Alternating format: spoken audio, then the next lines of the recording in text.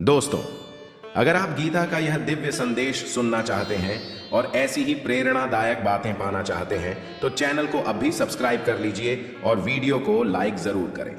जरा सोचिए, एक विशाल युद्ध भूमि जहां दोनों तरफ लाखों सैनिक खड़े हैं, शंखनाद गूंज चुका है, रथ सज चुके हैं, लेकिन तभी एक महान योद्धा अर्जुन अपना धनुष नीचे रख देता है। उसकी आंखों में आंसू भर आते हैं और वह कहता है, हे कृष्ण, मैं युद्ध नहीं करूंगा। हाँ दोस्तों, यह है कुरुक्षेत्र का दृश्य और यहीं से शुरू होती है मानवता को मार्गदर्शन देने वाली श्रीमद् भगवत गीता। गीता कोई साधारण पुस्तक नहीं है। यह सिर्फ धर्म का ग्रंथ नहीं, बल्कि यह है जीवन जीने की कला का अद्भुत मार्गदर्शन। आज की भागदौड़ भरी दुनिया में जहां हर इंसान चिंता, डर और भ्रम से घिरा हुआ है, वहां गीता हमें रास्ता दिखाती है। भगवान श्री कृष्ण ने अर्जुन को जो उपदेश दिए, वही उपदेश आज हमारे जीवन को भी बदल सकते हैं। तो आइए हम गीता के पहले 6 अध्यायों का सार समझते हैं। अध्याय 1, अर्जुन विषाद योग। अर्जुन युद्ध भूमि पर खड़े हैं। सामने उनके अपने गुरु, पितामह, भाई और रिश्तेदार खड़े हैं। उन्हें देखकर अर्जुन का दिल भर आता है। वह सोचते हैं, क्या मैं अपने ही परिवार को मारकर सुख पा सकता हूं? क्या यह धर्म होगा? उनके हाथ कांपने लगते हैं, शरीर शिथिल हो जाता है। वह कहते हैं, हे कृष्ण, मैं युद्ध नहीं करूंगा, मेरे लिए मरना बेहतर है। जीवन में जब समस्याएं हमारे अपने लोगों से जुड़ी होती हैं, तब हम भी अर्जुन की तरह कमजोर हो जाते हैं। पर यही वह क्षण है जब हमें सही मार्गदर्शन की आवश्यकता होती है। अध्याय 2, सांख्य योग। श्री कृष्ण मुस्कुराकर कहते हैं, अर्जुन, यह तुम्हारी कायरता नहीं होनी चाहिए। आत्मा अमर है, यह शरीर नाशवान है, लेकिन आत्मा न जन्म लेती है न मरती है। जैसे मनुष्य पुराने वस्त्र उतार कर नए पहनता है, वैसे ही आत्मा शरीर बदलती है। वह आगे कहते हैं, हे अर्जुन, सुख दुख, लाभ हानि, जीवन मृत्यु, ये सब अस्थाई है। इनसे ऊपर उठकर अपना कर्तव्य निभाओ। हम शरीर नहीं, आत्मा है, और आत्मा के लिए कोई मृत्यु नहीं है। इसलिए हमें हर स्थिति में अपना धर्म निभाना चाहिए। अगर आपने अभी तक चैनल को सब्सक्राइब नहीं किया है तो कर लीजिए। चलो भाइयों, आगे बढ़ते हैं। अध्याय 3, कर्म योग। श्री कृष्ण कहते हैं, अर्जुन, कर्म किए बिना कोई भी इंसान एक क्षण भी जीवित नहीं रह सकता। परंतु कर्म का फल पाने की आसक्ति मत रखो। कर्म करो, पर उसे भगवान को अर्पित करो। वह उदाहरण देते हैं, जैसे राजा जन कल्याण के लिए कर्म करता है, वैसे ही तुम भी अपना कर्तव्य समाज और धर्म के लिए करो। फल की चिंता मत करो, क्योंकि फल पर अधिकार केवल भगवान का है। जीवन का सबसे बड़ा मंत्र है, कर्म करो, फल की चिंता मत करो। यही कर्म योग है। अध्याय 4, ज्ञान कर्म संन्यास योग। अब कृष्ण ज्ञान और कर्म का रहस्य बताते हैं। वह कहते हैं, सच्चा ज्ञान सब संदेहों को मिटा देता है। जिसके पास ज्ञान है, उसके कर्म उसे बांधते नहीं हैं। ज्ञान अग्नि की तरह है, वह सभी पाप और बंधनों को भस्म कर देता है।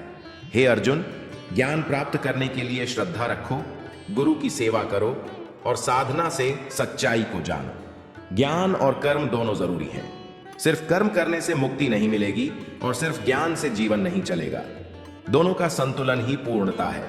अध्याय 5, कर्म संन्यास योग। अर्जुन पूछते हैं, हे कृष्ण, क्या संन्यास बेहतर है या कर्म योग? भगवान उत्तर देते हैं, दोनों अच्छे हैं, लेकिन फलत्याग के साथ कर्मयोग संन्यास से भी श्रेष्ठ है। क्योंकि सच्चा संन्यास पलायन नहीं है। सच्चा संन्यास है कर्तव्य निभाना और मन को शांत रखना। जीवन से भागना संन्यास नहीं है, बल्कि जिम्मेदारियों को निभाते हुए मन को ईश्वर में स्थिर करना ही सच्चा संन्यास है। अध्याय 6, ध्यान योग। श्री कृष्ण कहते हैं, योगी सबसे महान है। वह तपस्वी से श्रेष्ठ है, विद्वान से भी श्रेष्ठ है। योगी कौन है? जो अपने मन और इंद्रियों को वश में करता है, जो परमात्मा में ध्यान लगाता है और जो हर जीव में ईश्वर को देखता है। वह कहते हैं, हे अर्जुन, जो योगी मेरे प्रति श्रद्धा और भक्ति रखता है, वही मुझे सबसे प्रिय है। ध्यान योग से मन शांत होता है, आत्मा और परमात्मा का मिलन होता है, और यही जीवन का परम लक्ष्य है। अगर आपको यह बातें अच्छी लग रही हैं तो वीडियो को लाइक कर दीजिए और चैनल को सब्सक्राइब करना न भूलें। चलो भाइयों, अब आगे बढ़ते हैं। अध्याय 7, ज्ञान विज्ञान योग। भगवान श्री कृष्ण कहते हैं, हे अर्जुन सुन, मैं तुझे वह सर्वोच्च ज्ञान बताता हूं। सारी सृष्टि में जो कुछ भी है वह सब मुझसे ही प्रकट हुआ है। पृथ्वी, जल, अग्नि, वायु, आकाश, मन, बुद्धि और अहंकार, ये सब मेरी प्रकृति के 8 रूप हैं। लेकिन अर्जुन, यह मेरी अपरा प्रकृति है। मेरी एक और श्रेष्ठ प्रकृति है, वह है जीवात्मा। सभी जीव इसी से संसार में स्थित हैं। हे अर्जुन, मैं ही सबका कारण हूं। मुझसे ही सब उत्पन्न होते हैं और अंत में मुझ में ही लीन हो जाते हैं। भगवान ही सबके मूल कारण है। सच्चा ज्ञान यही है कि ईश्वर ही। अध्याय 8, अक्षर ब्रह्म योग। अर्जुन प्रश्न करते हैं, हे कृष्ण, यह ब्रह्म क्या है और मृत्यु के समय आपका स्मरण कैसे किया जा सकता है? भगवान उत्तर देते हैं, जो मृत्यु के समय मेरा स्मरण करता है वही मुझे प्राप्त होता है। मनुष्य जिस भाव को अंतिम समय में स्मरण करता है वह उसी को प्राप्त करता है। इसलिए अर्जुन, तू सदा मेरा ही स्मरण कर और युद्ध भी करता रह। मन और बुद्धि मुझे अर्पित कर, इस प्रकार तू निसंदेह मुझे प्राप्त करेगा। जीवन का अंत कैसा होगा, यह इस बात पर निर्भर करता है कि जीवन भर हमने किसका स्मरण किया। इसलिए हर पल ईश्वर का ध्यान करना चाहिए। अध्याय 9, राजविद्या राजगुह्य योग। भगवान कहते हैं, अर्जुन, अब मैं तुझे सबसे गुप्त और सर्वोत्तम ज्ञान बताता हूं। जो मुझे भक्ति भाव से पूछता है वही वास्तव में मुझे जानता है। मैं उसका रक्षक हूं और वही मुझे प्रिय है। हे अर्जुन, यदि कोई भक्त मुझे प्रेम से पत्र, पुष्प, फल या जल भी अर्पित करता है तो मैं प्रेम पूर्वक उसे स्वीकार करता हूं। भक्ति सबसे सरल और सबसे श्रेष्ठ मार्ग है। ईश्वर को केवल भक्ति चाहिए, धन, वैभव या दिखावा नहीं। सच्चा भाव ही भगवान को प्रिय है। अध्याय 10, विभूति योग। श्री कृष्ण कहते हैं, अर्जुन, मेरी विभूतियां अनंत हैं। मैं ही सबका उद्गम हूं। जो तेज, बल, सौंदर्य, ज्ञान और शक्ति तू देखता है वह सब मेरा ही अंश है। मैं ही सूर्य का प्रकाश हूं। मैं ही चंद्रमा की चांदनी हूं। मैं ही समुद्र का गर्जन हूं। मैं ही हिमालय की स्थिरता हूं। ईश्वर की विभूतियां अनंत हैं। संसार का हर श्रेष्ठ गुण भगवान का ही अंश है। अध्याय 11, विश्वरूप दर्शन योग। अर्जुन ने विनती की, हे कृष्ण, यदि आप मुझे अपना विराट रूप दिखाएं तो कृपा होगी। तब भगवान ने अर्जुन को दिव्य नेत्र दिए। अर्जुन ने देखा, संपूर्ण ब्रह्मांड भगवान के विराट रूप में समाहित है। हजारों सूर्य का प्रकाश एक साथ प्रकट हो जाए वैसा अद्भुत तेज उसमें था। असंख्य मुख, असंख्य नेत्र, असंख्य भुजाएं, सारा ब्रह्मांड उसी विराट स्वरूप में स्थित था। अर्जुन भय और आश्चर्य से कांपते हुए बोले, हे भगवान, मैं आपको प्रणाम करता हूं। आप ही आदि हैं, आप ही अंत हैं, आप ही इस समस्त सृष्टि के रचयिता और पालक हैं। ईश्वर सर्वत्र हैं और उनका रूप अनंत है। मानव बुद्धि उसे पूरी तरह कभी नहीं समझ सकती। अध्याय 12, भक्ति योग। अर्जुन ने प्रश्न किया, हे कृष्ण, कौन श्रेष्ठ है, जो आपके निराकार रूप की उपासना करता है या जो आपके साकार रूप की भक्ति करता है? भगवान उत्तर देते हैं, दोनों मार्ग अच्छे हैं, लेकिन जो प्रेम पूर्वक, विश्वास पूर्वक मेरी भक्ति करता है वह मुझे सबसे प्रिय है। भक्त कैसे होना चाहिए?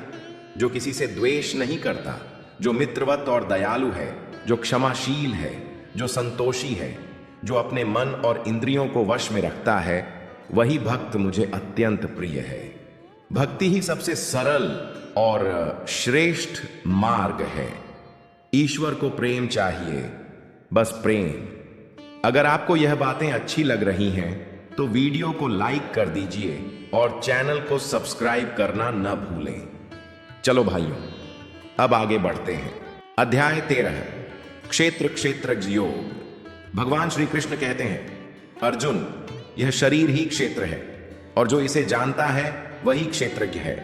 मैं ही सभी क्षेत्रों में क्षेत्रज्ञ हूं। सच्चा ज्ञान यही है कि यह शरीर नश्वर है लेकिन आत्मा शाश्वत है। जो व्यक्ति इस सत्य को समझता है वह जन्म और मृत्यु के बंधन से मुक्त हो जाता है। हम शरीर नहीं, आत्मा है। शरीर मिट जाएगा लेकिन आत्मा कभी नष्ट नहीं होगी। अध्याय 14 गुणत्रय विभाग योग। भगवान समझाते हैं संसार को 3 गुण बांधते हैं, सत्व, रज और तम। सत्व गुण शुद्धि, शांति और ज्ञान देता है। रज गुण इच्छा, आसक्ति और कर्म में लगाता है। तम गुण अज्ञान, आलस्य और मोह पैदा करता है। मनुष्य इन तीनों गुणों से बंधा रहता है, लेकिन जो इनसे ऊपर उठ जाता है वही वास्तव में मुक्त हो जाता है। सत्व की ओर झुको, लेकिन अंततः गुणातीत बनकर भगवान में स्थित हो जाओ। अध्याय 15 पुरुषोत्तम योग। भगवान कहते हैं यह संसार एक अश्वत्थ वृक्ष के समान है, जिसकी जड़ ऊपर है और शाखाएं नीचे हैं। इस वृक्ष को ज्ञान की तलवार से काटकर मनुष्य परम सत्य को प्राप्त कर सकता है। हे अर्जुन, मैं ही पुरुषोत्तम हूं। जो मुझे जान लेता है वही वास्तव में मुक्त होता है। ईश्वर पुरुषोत्तम है, उनसे जुड़कर ही मुक्ति संभव है।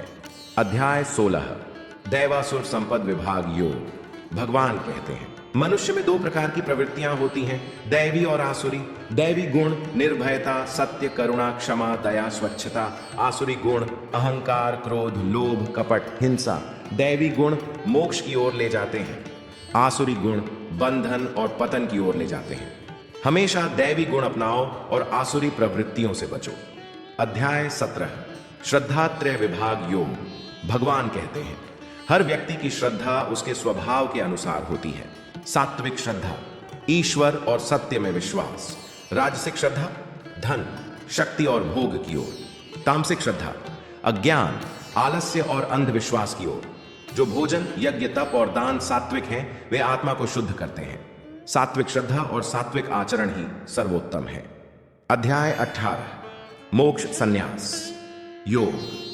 भगवान अंतिम संदेश देते हैं हे अर्जुन, मैं तुझे फिर से परम रहस्य बताता हूं। सभी धर्मों को त्याग कर केवल मेरी शरण में आ जा। मैं तुझे सभी पापों से मुक्त कर दूंगा। चिंता मत कर, अपने सभी कर्म मुझे अर्पित कर, मेरा स्मरण कर, मेरी भक्ति कर। यही मोक्ष का मार्ग है। अर्जुन ने हाथ जोड़कर कहा हे कृष्ण, मेरी मोह की माया नष्ट हो गई है। अब मैं आपके आदेशानुसार युद्ध करूंगा। सबसे श्रेष्ठ मार्ग है कर्म करना, लेकिन उसे भगवान को अर्पित करना। ज्ञान, भक्ति और त्याग का संगम ही मोक्ष देता है। अंतिम सारांश आत्मा अमर है। कर्म करो, फल की चिंता मत करो। ज्ञान और कर्म का मेल जरूरी है। सच्चा सन्यास पलायन नहीं, जिम्मेदारी निभाना है। योगी सबसे श्रेष्ठ है। भक्ति ही सबसे सरल और श्रेष्ठ मार्ग है। ईश्वर की शरण में आने से ही मोक्ष मिलता है। तो भाइयों, यह था संपूर्ण गीता का सार। भगवान श्री कृष्ण के उपदेश आज भी हमें जीवन जीने का मार्ग दिखाते हैं। अगर यह संदेश आपके दिल को छू गया हो तो वीडियो को लाइक करें, चैनल को सब्सक्राइब करें और कमेंट में लिखें जय श्री कृष्ण। आपका एक छोटा सा समर्थन हमें और दिव्य संदेश आप तक पहुंचाने की प्रेरणा देता है।